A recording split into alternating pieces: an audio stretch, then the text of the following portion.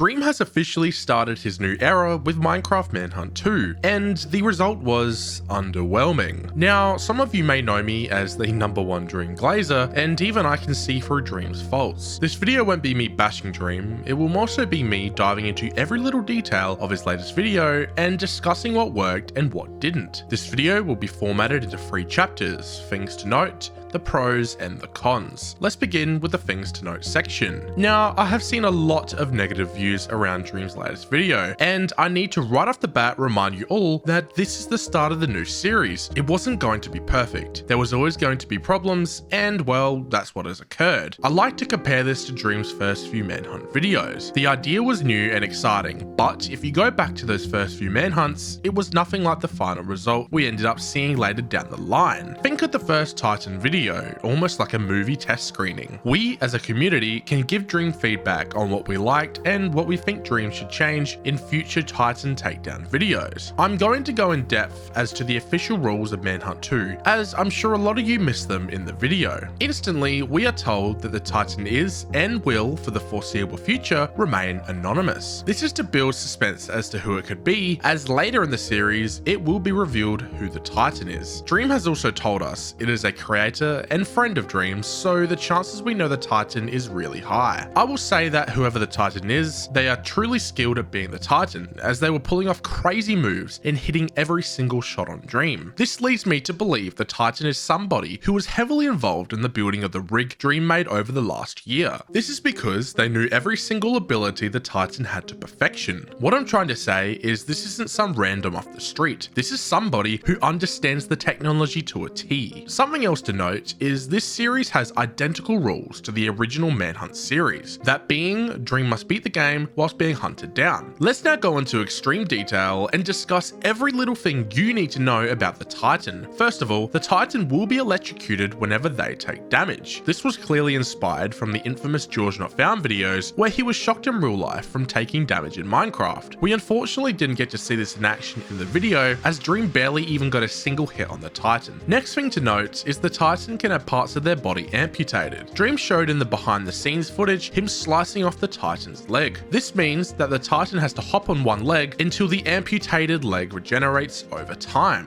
Now, if Dream were to cut off the Titan's right arm, they can't use that arm to punch or kick or even pick up Dream until it regenerates back to his original state. This makes me think the Titan probably can't die, but instead can have body parts amputated to slow them temporarily down, giving Dream and his friends plenty of time to make progress. Let's talk about the Titan's abilities in combat. The Titan can punch, kick, and pick up Dream. When picked up, the Titan can throw Dream a ridiculous range in the air. Also, when Dream is picked up, he can attack the Titan's arm, so the Titan can't just hold Dream there forever. If Dream were to have a strong, let's say enchanted weapon, then in theory, Dream could amputate the Titan's arm really fast. So in other words, there is a counter to the pickup ability. Speaking of punching and kicking, the Titan has inbuilt knockback, which also can launch Dream far distances. I was surprised to see that the Hunter doesn't actually do much damage when it comes to punching and kicking. The total damage seems to be 2 hearts if Dream is wearing no armor. Considering how powerful the Titan is in every other ability, this is a fair trade-off. Also, the Titan can rip blocks out of the ground and launch them at Dream, causing damage, which is in my opinion the most terrifying aspect of the Titan. Now, when it comes to the Titan's speed,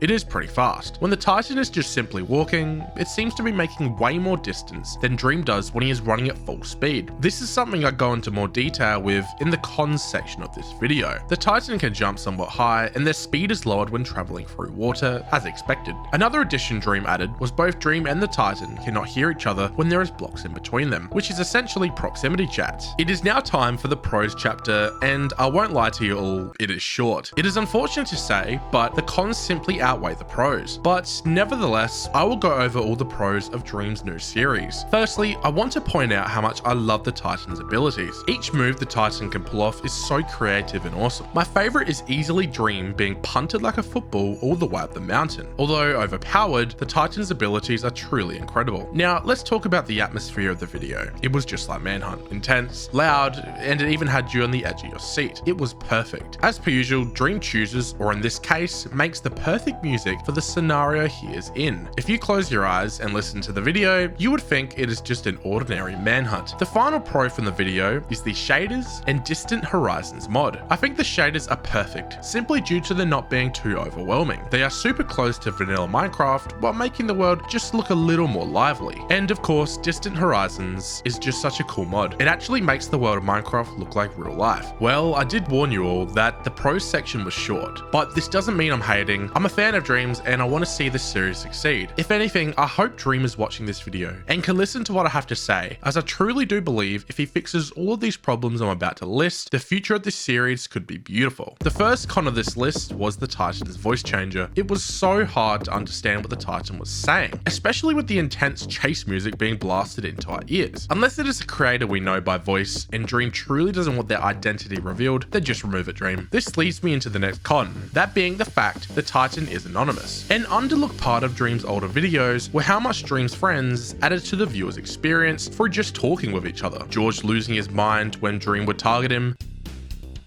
You need exactly. What?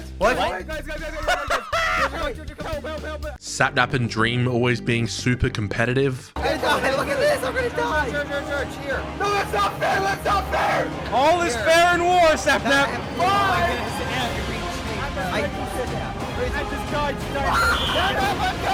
Dream roasting Bad Boy Halo after he says some sus statements. Here I come!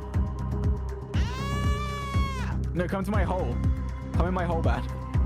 I'm trying to get in. It was pure entertainment. The problem with the Titan being anonymous is we can't build that connection with Dream and the Titan. Like, who is actually under that suit? This whole video, I've been calling the Titan just the Titan. I want the Titan to have some personality and not just be almost like a robot. The dialogue between Dream and the Titan also felt a little weird, but this should improve with time as they make more videos together. Next up is the fact the video was simply way too short. At least 20 plus minutes would have been better, but it's understandable for the first video, I do get it. I think the fact the video is underperforming is mainly coming from the fact it is 8 minutes long compared to Dream's usual 40-minute plus long videos. So in the future, if you can avoid it, Dream, please make these videos longer. Another con is how there was only one clutch moment, and it wasn't anything too extreme, just landing in a small body of water. Once again, this ties in with how short the video was, so there wasn't exactly much time to pull off a clutch. But long story short, we need more players. That was a big aspect of Dream's original Manhunt videos, and I know I and the viewers missed them. This next one I kind of hinted at earlier, but the Titan is way too overpowered. Like, way too strong. The Titan's power needs to be nerfed significantly. I don't blame Dream for dying over and over again, as the Titan is just way too fast, and the range on their attacks is currently too far also. They can grab Dream from crazy distances, and the same goes with kicking and punching. I do feel like the Titan's damage output is fine, but all the other aspects I just listed, they need to be nerfed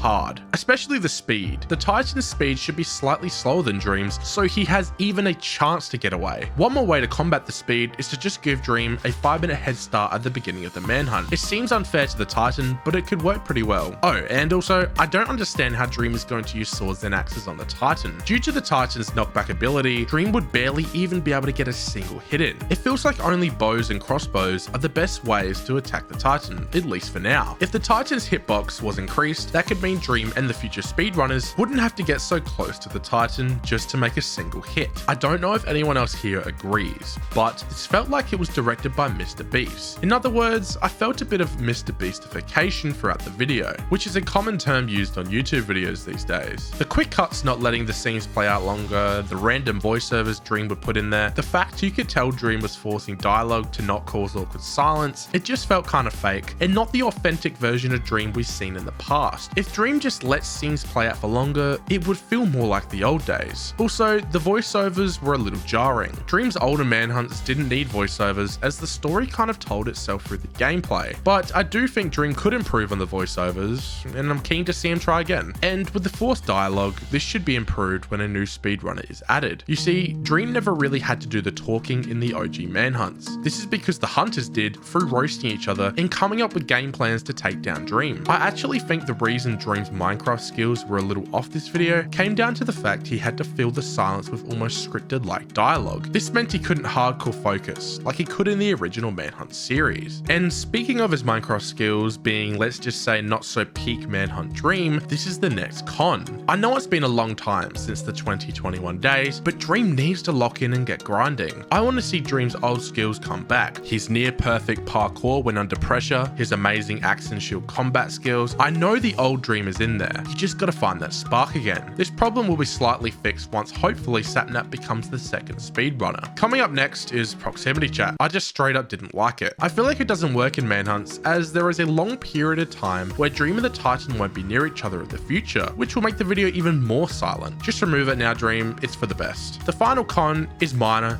but it's something that has always bugged me about Dream's Manhunt videos, and it is the cave scenes. In other words, when he is underground. His brightness is way too dark. You can even see Dream trying to fix this by using his editing software to increase the brightness underground. It is a simple fix. Just install the Gamma Utils mod and increase the brightness to a reasonable level. It doesn't have to be flashbang level, but just enough so that he doesn't have to keep editing the brightness post-recording. It can sometimes be distracting when Dream changes the brightness underground. I know it's a small problem, but these things do add up. Well, that about wraps it up. This has been my in-depth analysis of Dream's first ever Titan takedown video. If Dream were to take in all of this advice from myself and the community, then I think the next video could be so much better. Anyways, it's about time for me to head out. Peace.